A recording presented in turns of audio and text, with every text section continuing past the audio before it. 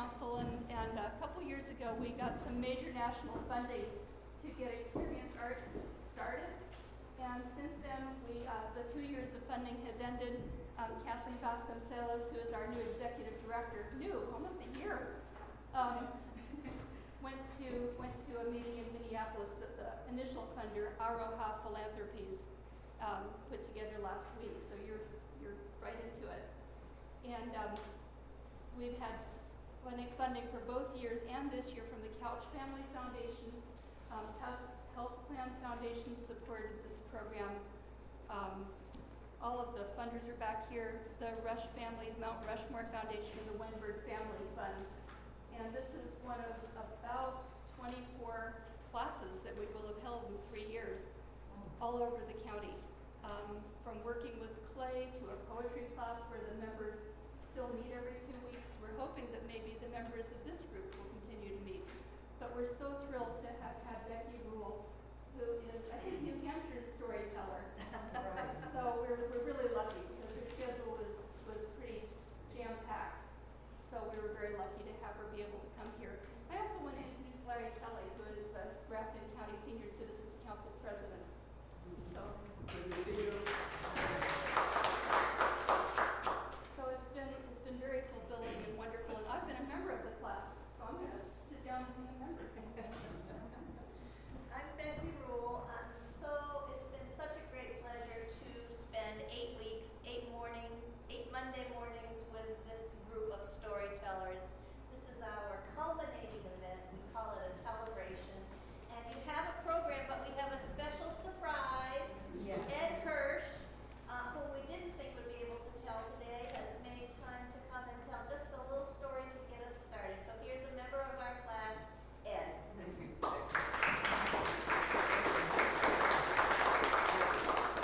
Before I begin, I just want to say how grateful I am for the opportunity to work with Mrs. Rule. She's an extraordinarily easygoing and wonderful teacher, and she has such a positivity about her. She just puts you right at ease from day one. I'm sure other of the classmates will have plenty to say about that too. But I also wanted to say how grateful I am for the opportunity to work with such wonderful classmates. These are special people, every one of them. And Thank you. So are you. Thank you. Well, I'll be very brief. Nobody's heard this story. I still work part-time a little bit with public safety organizations. I recently received a significant-sized check from a fire department in Vermont, and to help me organize my day on Friday, tough day as it was, I put the check on the kitchen table, and it got all wet and soaked wet. And of course, the bank refused to accept it. So I got one of my very bright ideas. I brought it to a mini mart next to the bank, and I cooked it. And it worked great, except for one little problem. The ink got lifted off it. So I brought it back to the bank, and it was refused the second time because they couldn't read it. They could read it the first time, but it was wet. But second time, they couldn't read it. So I figured, I'm fairly frustrated. What am I going to do? I just put it on the seat in the car, and on the way back from West Lebanon, I figured what my next move would be. And as you may remember, that was one of the first very warm days, Friday. I opened up the window of my car, and you guessed it, it flew out on Interstate 89 North. Well, once I got my wits about me when I got back home on Friday, I called up the East Dover finance office, and they agreed to replace the check one more time without penalty, but told me that this time they were going to laminate it in plastic and attach a string to it.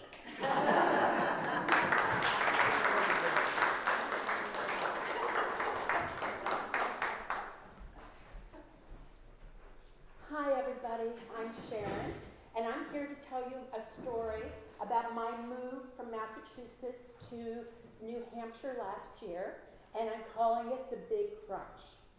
And one thing I want to point out is in our bios is it says you can get to my blog via my Gmail. So if you send me email, then I can send you the blog.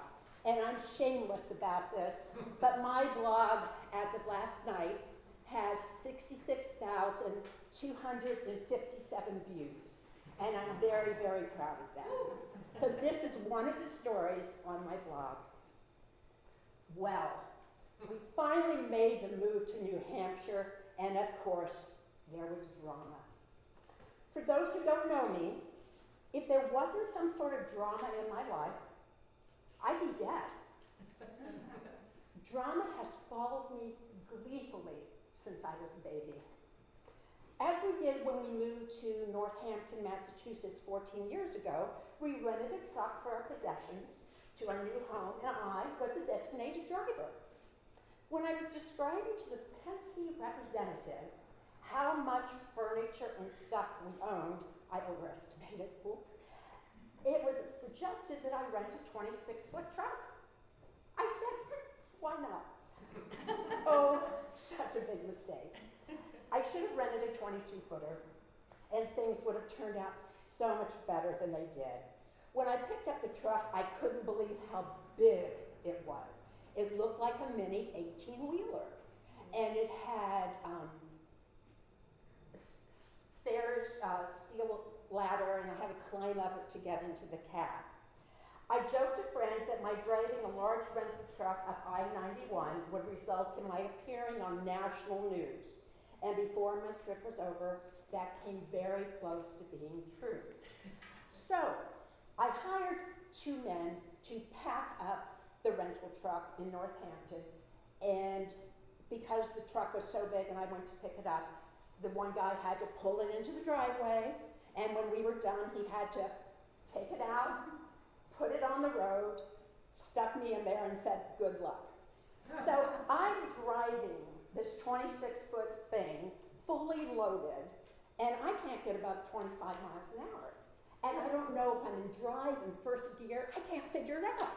So I stop at the local State Patrol barracks, speak to a nice trooper who looked at the dashboard, gave me instructions, and off I went, rumbling up I-91. Well, I'm trying to go 50 miles an hour, and I'm not succeeding. It's really scary. I'm losing control of the truck.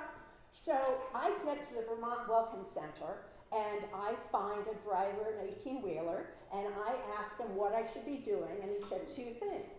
1, have your headlights on. 2, if you're going below 50 miles an hour, have your flashers. Well, I was only going 35 miles an hour, so putting the flashers on was probably a great idea. So I did this. So I'm back to going up I-91. I come to exit 6. Now, for some of you, you'll know that that's where there is a very big bridge, and it's been under construction forever, and there's 1 lane. Now, I've seen 18-wheelers barrel through there, but I'm not a driver of an 18-wheeler.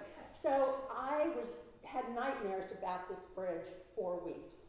And then I just did it, took a deep breath, but I only went across the bridge at about 5 miles an hour. And so right after the bridge, there's a steep, steep hill. Well, you need momentum to get up that hill. And I didn't have momentum because I made it across the bridge at 5, maybe 10 miles an hour. So go up the hill very slow, make it to the top of the hill, go up the rest of 91, get onto 89, everything's perfect, and I find the hotel that we reserved and parked the truck, did dinner the whole bit. Next morning I wake up, there had been a blizzard during the night. So here I am, my first true day in Lebanon. I don't know the area well, and the schools are closed, everything's closed. Luckily, the moving company that we were using to unpack the truck were good, and they showed up. So they unloaded it, it's now midday, everything's peachy, or so I thought. So one of the things I had to do was, if I returned the truck without fuel without filling up the tank, I'd have to pay $8 a gallon for diesel. That's what the people I was gonna drop off the truck to. So I thought, well, no, I'm not gonna do that. I'm gonna go to a gas station. And I'm going to fill it up there. Well, I had looked the night before and drove around, and we found a Sunoco over on exit 19, and I, didn't check where the diesel pump was. So anyway, so I go driving in, and this is important to understand. I go in the first driveway, there's the mini mart, all these parked cars, all the gas pumps on their little separate islands. And remember, I'm in a 26-foot truck. So I'm going down, but I'm really worried about the cars. So there's the last island, the last pump, and I make my left-hand turn. It was a little bit tight. Big crunch. I destroyed the gas pump. So I turned off the engine, which is pretty amazing because I was pretty upset. And I climb down and I run in and say, call 911. I've hit a pump. And in my head, I'm thinking, oh my God, this is going to blow up. People are going to get hurt. And I am going to make it on national news. So they turned off all the pumps, and they got them all back on except mine. And I insisted they call the police. And this was my first time meeting a Lebanon police department person. And he came up and I said, officer. And he said, no, I'm a corporal. And I thought, oh, this is going to go downhill from this. This is not good. Then he said, I need your insurance card for your car. And I'm thinking, that's a monster of a truck. That's not my car. But I'm waving the Penske paperwork at him, and he's not wanting it at that point. And he calls dispatch to run the plates. Now, this truck is from Indiana. Guess what? It didn't show up. It didn't show up in the registration, big registration out in the world. So he's looking at me and I'm thinking to myself, what? Did this guy think I stole the truck overnight, painted it, spray painted in big letters, Penske? And so I gave him the paperwork. He called Penske to verify that it was their truck. So at this point, we're all done, and I need to move the truck, obviously, because it needs fuel and I need to return it, but I wasn't going to move the truck. I mean, I got it into that spot. I wasn't going to unget it out. Well, interesting thing you need to know is that the truck bed was up pretty high. So on the end of gas pump islands are those like U-shaped things that are there to prevent cars from hitting gas pumps, but obviously not big trucks. So when I looked, the truck had slid over the big U-shaped thing, and I'm trying, in my mind, I couldn't figure out how to get it out of there. So the corporal moved the truck for me and took it over to where the diesel pump was. Now, got to understand something. The drop-off point was across the street, a couple hundred feet, and I had all these problems. I got it over there, dropped it off. The police officer called them. They knew I was coming, and they came out to look at the truck, and the truck was perfect. It hadn't been damaged. Now, that poor gas pump was all sort of squeezed in, and you know how like there's that little thing to put your credit card in? Well, that had disappeared. And so, so my whole thing out of this whole trip, what I learned was I'm never, ever, ever renting a truck or being the designated driver. Thank you.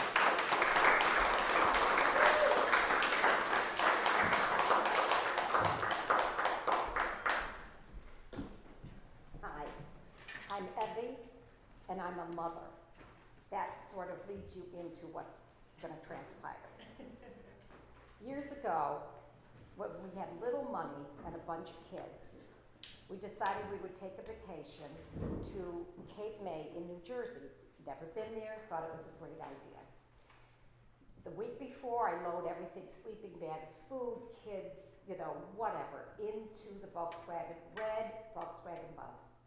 And behind, we pulled a trailer that we bought from someone, and it was a dog house. It was just a dog house. We had to lift it up and put everything into it, which was not an easy thing. The morning of the trip begins. We're driving along, and this trip probably should have taken about 5 hours or so, but it took 8. And the reason being, we were going down, the sky was menacing, it was getting darker and darker and darker. And all of a sudden, we are on the Jersey Turnpike, and the skies opened up, and it was a rainfall that Noah himself would have loved. It was just torrential. Now you've got 4 little kids in the Volkswagen bus, okay? And in those days, you didn't have to put them into car seats, so they could move all around. So the touching began and the hair pulling began, and, you know, all this kind of thing. We finally get to the campground, and we go in and we register and we find our campsite. Now the rain is raining all around. And we get there and you have 4 kids that are now gorillas, monkeys, they're everything. They're just out of control. They need to be in a mental home.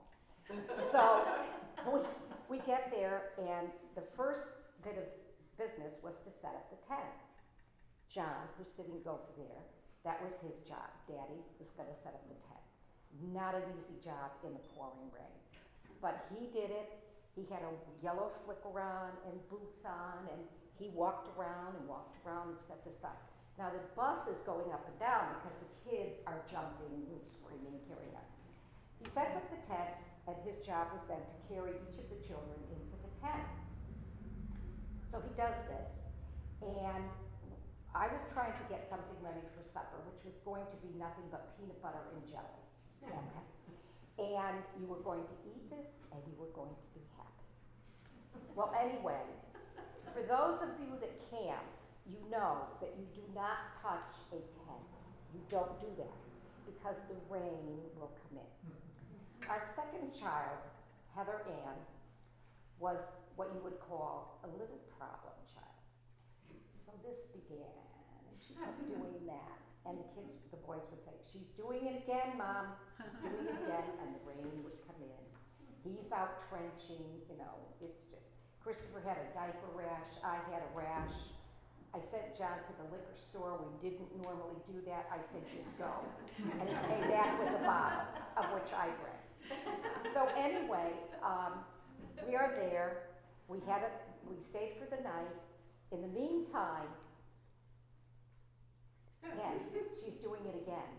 So I went over to her and I said, "Heather, if you do that one more time, I'm going to tie you up." "You can't do that." I said, "Yes, I can." So I took a piece of rope, tied her hands behind her, put her in the corner, tied her to the stake, and there she sat. And I have to let you know that I was working in a job as a director of a program for abused, neglected, and that made it all the more worse. Okay. So the next day we are going to go to the beach. That was the plan. We're going to the Jersey Shore. We're going to the beach. Okay. We get all the kids in their suits and off we go to the beach. And unbeknownst to us, there were riptides. So you could not go in the water. And also was this Jeep going back and forth with the lights and the siren and everything. And the beach was rocks. So we left the beach. We went back home to the tent. That night, we're getting ready to grill outside, and this truck arrives with this great big sprayer thing on it. And he begins to spray poison on my children, poison on my food. So I said to John, I can't stay here, I'm leaving. He said, "I'm staying." Fine. Put the kids in the bus, off I go with the kids in the bus, and on and on and on into the night. Anyway, we finally got through the week somehow. I think the diaper rash was a little better. I'm not sure that mine was. I knew the bottle was empty and it was time to go. So I called my mother and I said to my mother, "Mom," I said, I think I was crying. I said, "Mommy, this was the worst vacation we've ever had." So she said, "Listen, drive up to the Amish country and just spend the day at the Amish country. So we did. With the kids in the Volkswagen bus up to the Amish country. And we had a pretty good day. And then we only had enough money to either sleep or eat. That was it. So we decided eating was good. We ate. Put the kids in their PJs, gave them their stuffed animals, put them back in the red Volkswagen bus, and we're heading to Connecticut. Now we are both very tired. And John said to me, you read the map. To let you know, I don't read maps anymore. I drive, he reads the map. So anyway, we're going, and I said, I think you need to go this way, John. Well, that way was going north on the New York Thruway. And we went way north, which we were supposed to go straight. Anyway, we get home and we put the kids in bed, and the kids are laughing and carrying on and saying what a wonderful trip this was. Can we do it again? Kind of thing. And my mother calls, and John answers the phone, and she calls, and she must have said to him, so how was it? And he said, we had a wonderful time.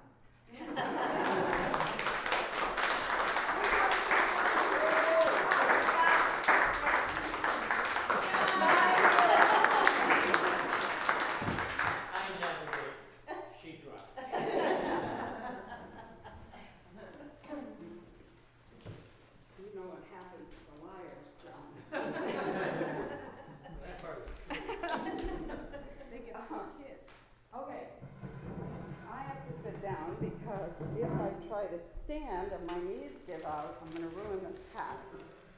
I'm not willing to do that. I had to have the stand, not the nose, but so you know one of the characters. That is Chantilly. I consider myself rich in the poor that matters. I've always had enough to eat. Not always what I wanted, not always as much as I wanted, but always food. I've always had a family around me who were terrific storytellers and characters for stories, which was good. Grandmothers who were amazing women that I'm trying to live up to. That isn't easy. And no matter what we had for money or lack of money, we always had a puppy from the pound, or we always had a spare kitten from somebody's surprise litter.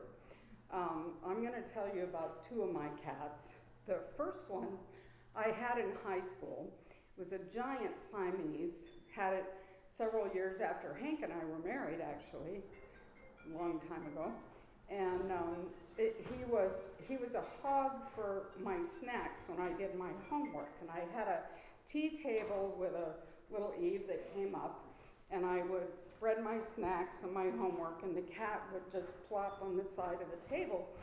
And when he'd had a nap and he was hungry, he would get up and he would reach over and flick my slices of avocado on the floor, and jump down and eat them, and then come back for my cheddar cheese. And I had to finally just cover it to keep him out of it. But he tried to put his foot in my peanut butter. He did it once, and it took him half an hour to clean it off his foot, so he never did it again. But he was a hog. If I smeared it on cheese, he would come up and try to steal that. But the one thing he loved most was my coffee, and I never did homework without coffee. I worked far into the night, still do, and I always had a cup of coffee. And I kept finding him sticking his foot in it and turning his back and cleaning his foot off. And every time I turned, I didn't see that he had his foot in my coffee. I finally put a saucer on top to keep him out of it. And that way I had at least some of it. Well, this one may be an incarnation of some sort. This is Chantilly. She's our new cat. She will be 2, or she was 2 on Mother's Day. And she sits up with me late at night when I work on the little tiny teddy bears, and she will try to steal my snacks. She'll stick her foot in my coffee if I let her, and I hide it most of the time. But last week I was working on an order, and I turned to reach my coffee cup, and she had her head stuck in my cup. And when I pulled it over, she stuck her paw in and licked it off one last time. And when I reached to take a drink, it was drained. She had finished off my whole coffee while I was working, which is really disturbing. I have an image of her in a dark church basement somewhere saying, "Hello, my name is Chantilly and I'm addicted to caffeine." Anyway, I've decided it's time for a new mug because when I turned it over, I looked at it and realized that on the side of it, it says, "Coffee's always better when shared." So I decided I'm getting a new one for me, but I'm getting one for her as well, and it says, "Everything tastes better with cat hair in it."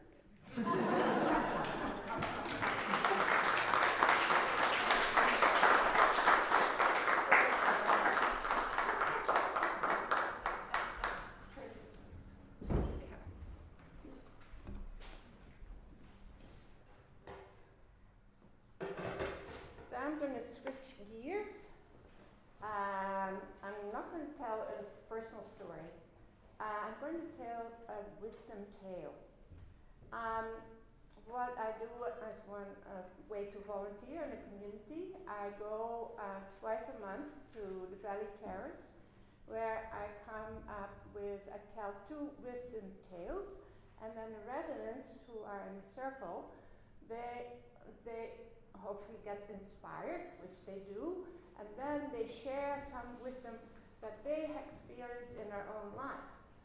And of course, these people are all between 80 and 95, so with 10 people, that is a lot of, like thousands of life experience, which people don't always realize. So it works really well, it's very satisfying. So today I will tell you a story from Ethiopia. So once there was a little boy, 10 years old, and sadly enough, his mother had died. He was very confused and also angry. 1 year later, his dad chose another woman, a very good woman, to be his wife. And she loved the little boy, and she tried to do anything she could think of to make him happy. She would cook his favorite foods, or she sewed pretty clothes, but no matter what she did, he did not accept anything. He would just rip clothes and he wouldn't eat the food. And she was very sad. So one day she decided to get some advice from a hermit who lived in the mountains. And she told him what her problem was and said, "Please, can you make me a love potion?" He said, "Yes, I can make you a love potion, but it is hard because it takes a very special ingredient that is hard to get. I need the whisker of a living lion." Well, the woman was very, very distressed, but she decided not to give up.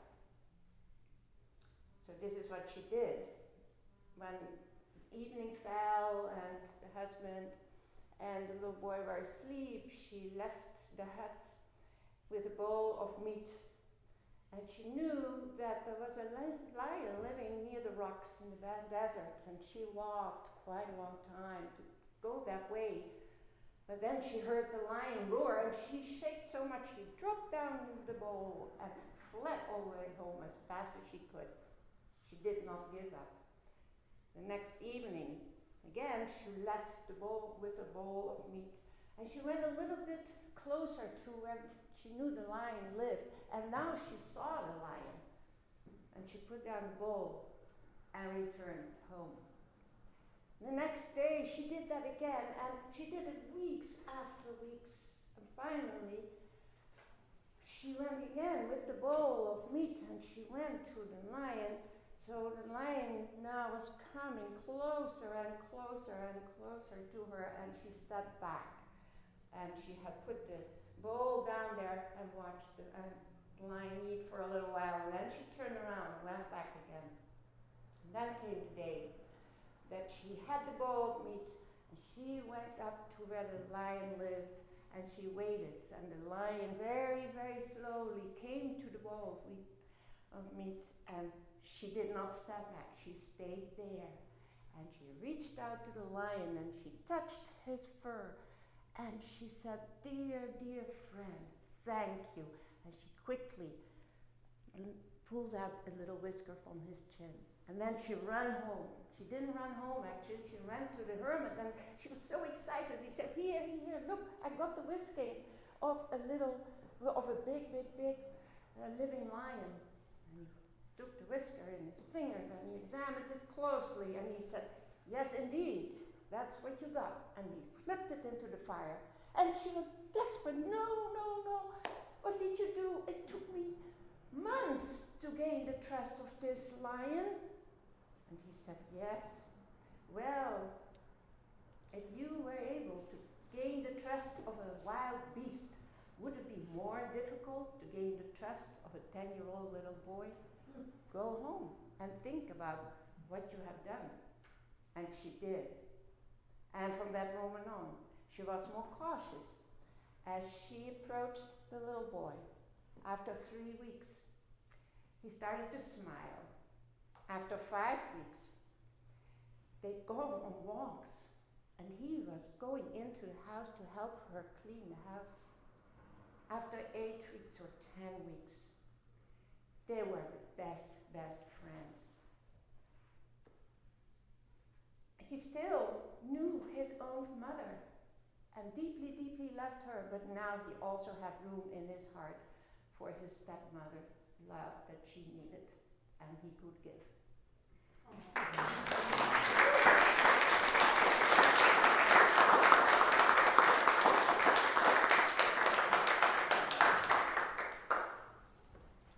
Thank you. It keeps getting better.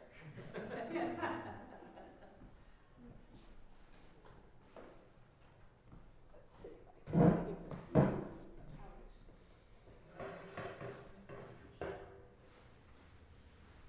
My name is Amelia, and I live here in Lebanon, and I live up against the woods that are the old Dulac estate, and is now also there's a preserve there too, which is wonderful.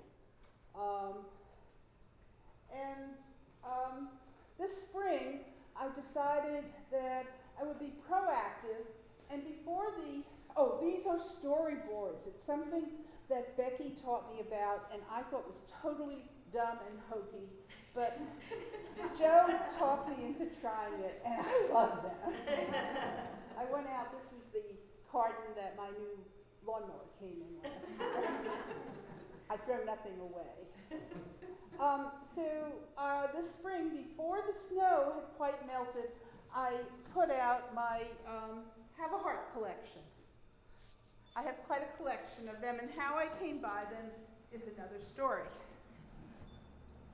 Although this one I got at the Listen store for only $5.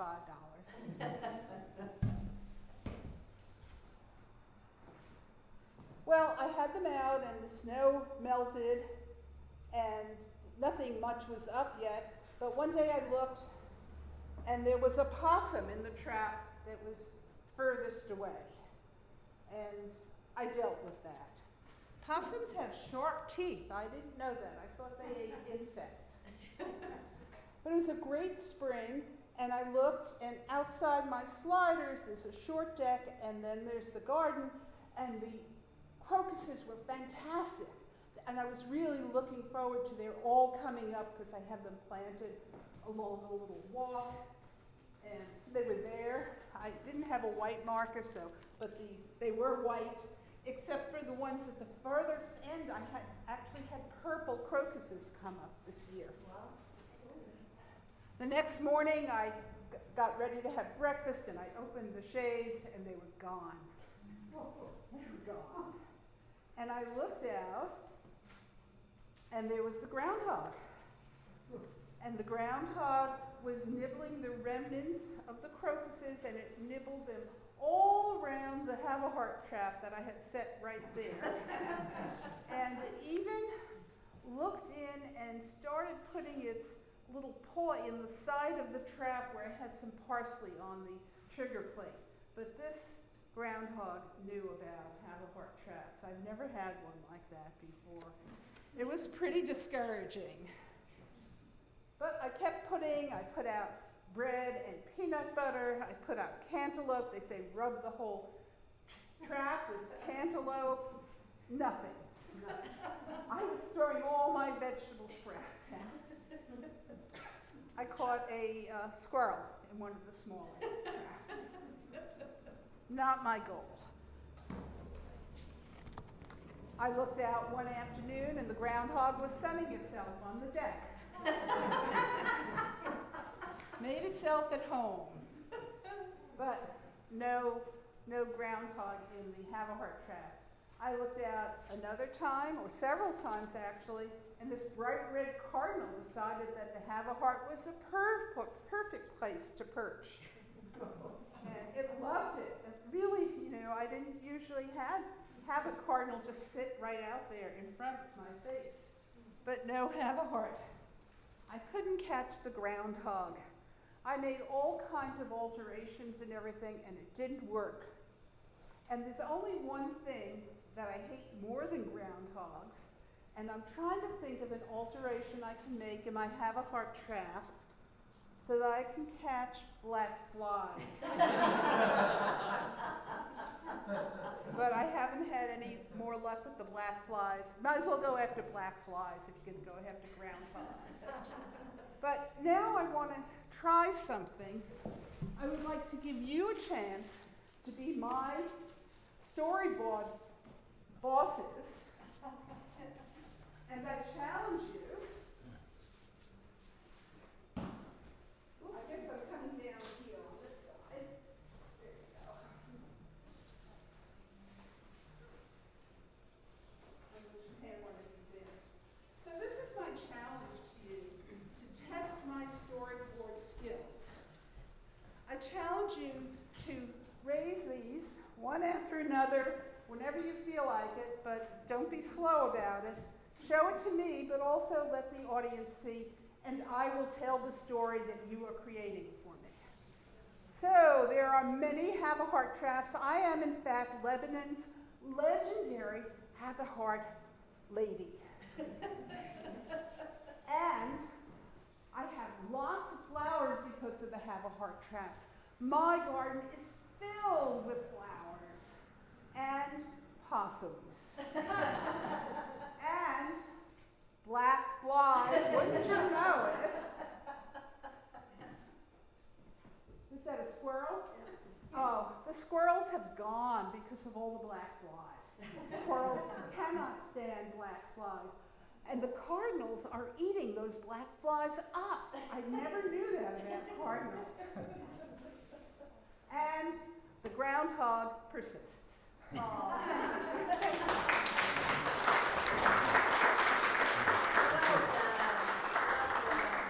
you for helping me out. Good audience participation. Thank you. Yes, that was perfect. We're going to auction these off for benefit of the Well, that was fun, huh? No, you did a great job. Keep giving me credit for giving those back. It was all right. You want this table clear? No, I think we'll just use this. Well, good afternoon, everybody. I'm Joe. I'm going to tell you a story today, but before I begin that story, I want to tell you I just attended my 50th high school reunion. And one of my friends from way back when, she said to me, Joe, what's the most embarrassing thing that's ever happened to you? And I had a difficult time with this, not because I couldn't think of anything, but there were just so many. I had to pick one out. And I'm not going to tell the story I told her because we couldn't tell that story today. But this one would certainly fit that category. So, the name of my story is A Catering Career Gone Bad. Now, here's the situation. It's the early 1970s. I am working at a very prestigious Boston hospital as a parking lot attendant. Okay? I have a girlfriend, and my bank account is very, very tiny at that point. So I need to come up with some more money. Now, my girlfriend turns to me and says, she's a caterer on the weekends, and she says, why don't you try catering? This is an extremely easy job. Anybody can do it. My daughter would call it easy peasy, all right? So I thought about it a little bit, said, well, maybe. And she was making good money, so I thought this could really actually increase my standing with her, in addition to my bank account. And so I decided, okay, I'll try it out. So I go out and I get the appropriate catering gear, you know. And the day is picked that I'm going to do my first event. And we get in the car and we go over. Now, for those of you, I mean, we have the right crowd here. So if you remember weddings back in the 1970s, they are not what they are today. These are relatively simple events, you know, people have a good time. But what we're looking at here is a typical VFW hall. And, you know, a relatively simple event, as I said. So what we have to do, as I show up, I'm assigned 3 tables. And these are your typical, you know, round wooden tables with simple settings. So they'll have white tablecloths on them. And then we also placed a centerpiece in the middle of that table. Hopefully that'll stay. I'm done. We've begun the evening, and our guests begin to show up. Now, it's a wedding, so this is, you know, the little affair you have after your wedding. And the men are in coat and tie, and the women are in evening wear. And many of the women are wearing relatively low-cut dresses and so on and so forth. So the very first thing I have to do is to go out and place coffee on the tables. So I go out and I place a pitcher of coffee on the table. And of course they're going to need some sweetener. So back then sweetener is only one thing, it's sugar. And I go out and I place the sugar on the table. And then it comes time to place the cream on the table. Now, I'm trying to be efficient and trying to impress people, so I take 2 creamers with me. I have 3 tables, I'll get this done in 2 steps. So I walk out and I've got a creamer in my left hand and I have a creamer in my right hand. And I step in between 2 people, a woman to my right, a man to my left. And as I place the creamer on the table, I look over at the woman to my right and I notice that her face is rather startled. And in addition to that, her back is arching. And what I'm not realizing is that the creamer in my right hand is pouring the cream onto her bare back and down her dress. Okay? So, what do? I mean, I have no idea what to do. Well, fortunately, her husband was right there beside her, and he got a big chuckle out of all of this. And I'm passing him napkins, and he's cleaning up, and we get done with step 1, and then she leaves the table and goes off to the ladies' room to complete the cleanup process. Well, the evening continues. Everybody's having a good time. Now, this is another 70s thing. I don't know if anybody remembers. You know the plastic bags we have today, those zipper bags? Well, people would literally show up at these events with these plastic bags in their purses. And as we served the roast beef, they would take the roast beef off and put it in a plastic bag and zip it up and take it home. So theft was not something that was like out of the ordinary in the wedding. Well, anyway, the evening completes and it comes time for me to clear the tables. So I go out and I begin clearing the tables. Now the centerpiece is sitting there. And, you know, sometimes at weddings you can take a centerpiece home, or it might not be able to be taken home. And I really wasn't sure what the situation was. But I had a woman say to me at a different table, can we take the centerpiece home? And I really didn't know. But I turned to her and said, you know, if I leave this table and I come back and that centerpiece is gone, what am I to say, right? So I get back and sure enough, the centerpiece is gone. Well, I simply clear the table, go back to the kitchen. I'm thinking that the entire creamer incident is in the past, it's history now, and I get into that kitchen, and no, it's the talk of the town. I mean, people had dropped plates, they had dropped entire trays of plates, so on, but nobody had ever poured a creamer down a lady's back and into her dressing room. This was all new. Into the history books of Gene's Catering it went. So as I stood there, embarrassed, I'm waiting for my girlfriend, who would eventually become my wife. And after I tell you the end of the story, you'll say, why did she do that? But the point is, she comes into the kitchen, and she has this angry look on her face. And I look down, and in her right hand is the centerpiece. And I'm just, oh, this is not going good. And the boss who was the cook, looks over and she says, I went over to this table and there was a centerpiece underneath the table. Now, I forgot to tell you, I received a $2 tip, all right? Now, she went over, she picked up the centerpiece, and the woman said to her, that centerpiece is bought and paid for. And with that, the boss turned around and said, and whose table is that? And as I raised my hand, she lowered her head, and my catering career came to a close.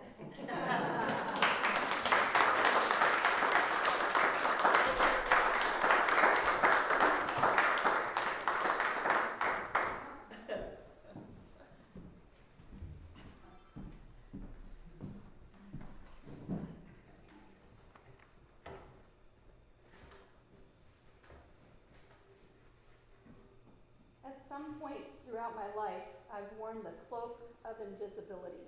Hi, Roberta. Hi, Amelia. I'm Roberta. And at some points in my life, I've worn this cloak of invisibility. Clearly not today. It's given me superpowers, but it's also made me invisible, which isn't always a welcome or a good thing. So the first time I really had this cloak of invisibility on, I was a young woman. I was a reporter for a local newspaper that won the Pulitzer Prize. It was a really wonderful little daily local newspaper. I was the police beat reporter on the weekends. This is how I put myself through college. So I was the police beat reporter on the weekends with my hair in pigtails, riding a bicycle because I didn't drive. So I would ride the bicycle to the police department, Gainesville, Florida, then I'd ride the bicycle to the hospitals, and then I'd ride it up to the sheriff's department. And the sheriff's department really did not take me seriously. It was like, oh yeah, come on in, read all the confidential files, no problem, you're not real, you're invisible. So they left the card file with me of all of the runaways in North Central Florida. There were a lot of runaways in North Central Florida in 1972, and some of them were people that I knew. And so here I was a legitimate reporter with these confidential files that I had no business looking at. And I did a little storyboard too, which you can't see, but it shows the sheriff's deputy going out and eating Krispy Kremes, which was the Florida donut, while I was in there looking at the confidential files. And I did write an article, and it was, it was about the situation of having a lot of runaways in North Central Florida. I didn't betray any confidentiality, but never should have had access to that information. So there I was with my cloak of youthful invisibility. So fast forward to a time when I was driving all the time. I think in this time period you might have called me a soccer mom, but I was driving my older daughter Judy and my son Danny to wherever they wanted to go. And as a driver, I was just the chauffeur. I was completely invisible. They had great conversations behind my back that I could hear and choose to act upon or not. But my first inkling that I was invisible to my riders was when Judy and Allie, both aged about 4, neither one could read. And Allie, they're going to a birthday party, and Allie looks over at Judy's dress and said, "Oh, that's a good dress, that's a Jordache." And I thought, wow, the power of branding, the power of advertising, that's amazing. And then Danny and Joe behind me were talking about how when everybody was in bed that night and they were spending the night with each other, they would just open the window, climb out the window, and go to the cemetery nearby, and that's what they were going to do. So, so there I am, the invisible driver, hearing all kinds of stuff about their friends and their teachers and their lives. I heard the real scoop about everything. And so it was a loss when my daughter could drive.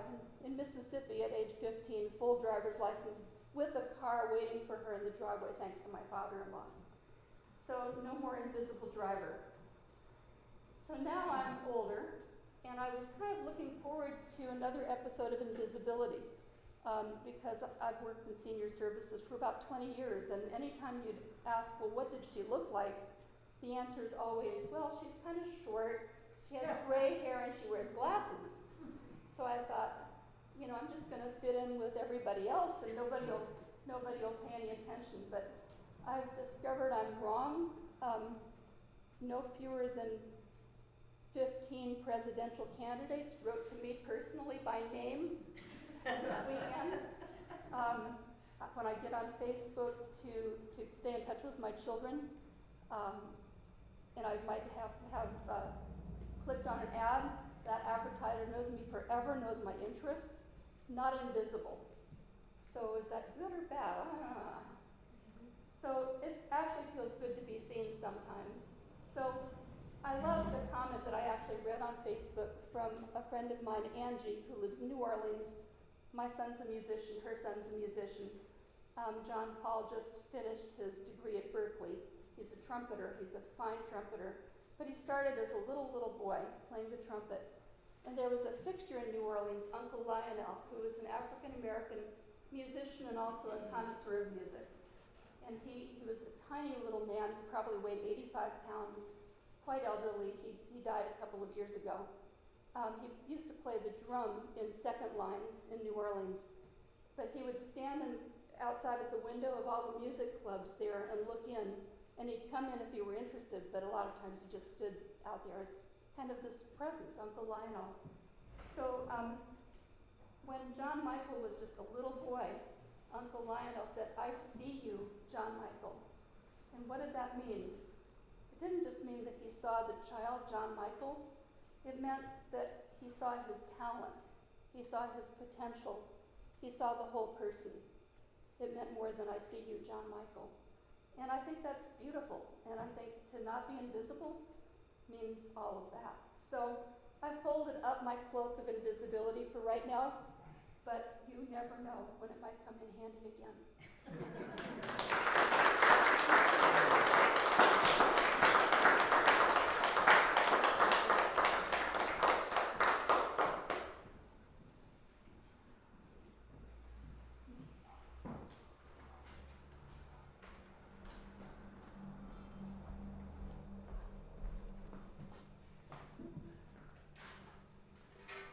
Hi, I'm Uni, and I would like to take you back to 1993.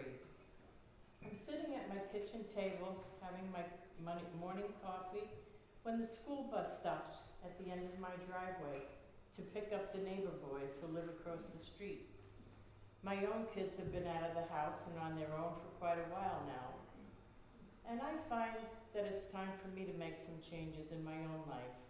I've been office manager in our family business for about 14 years, and I'm tired of the same old routine. Today is the day. I have an appointment with Office Needs, a temp agency.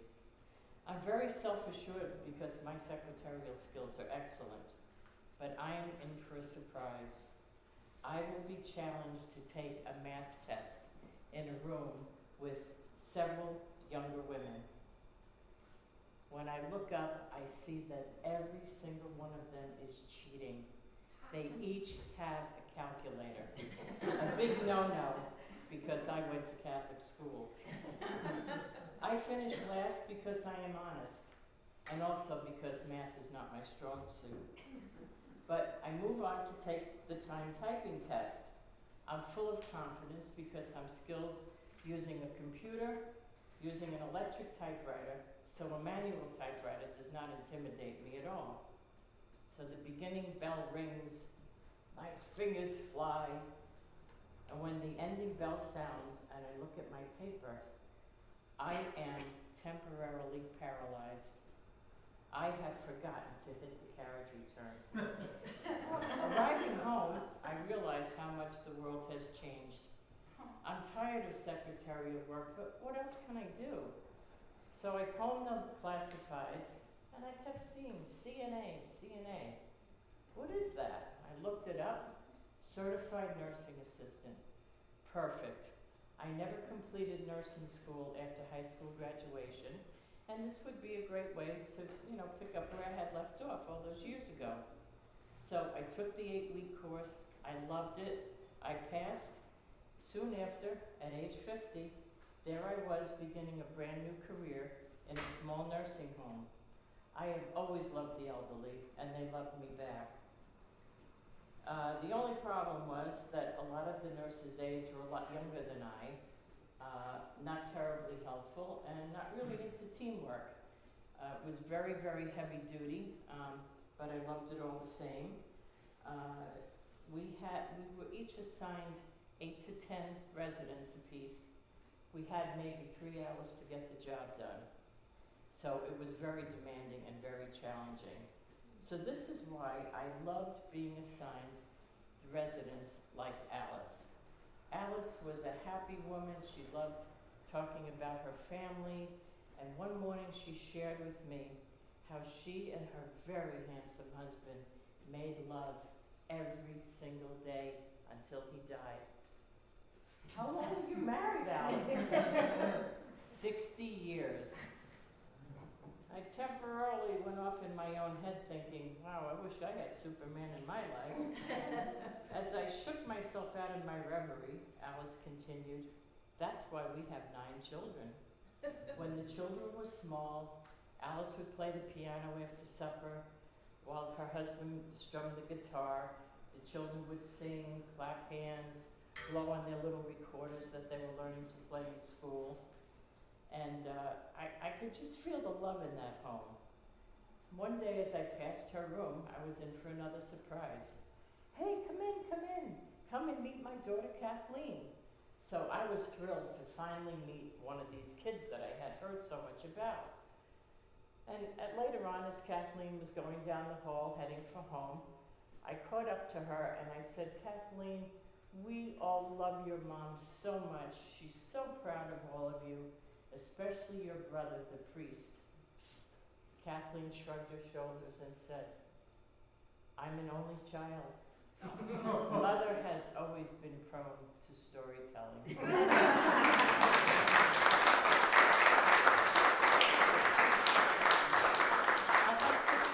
I'd like to thank you all for being here, and I hope you'll stay. We have some goodies in the back. We'd love to meet all of you and enjoy. Thank you for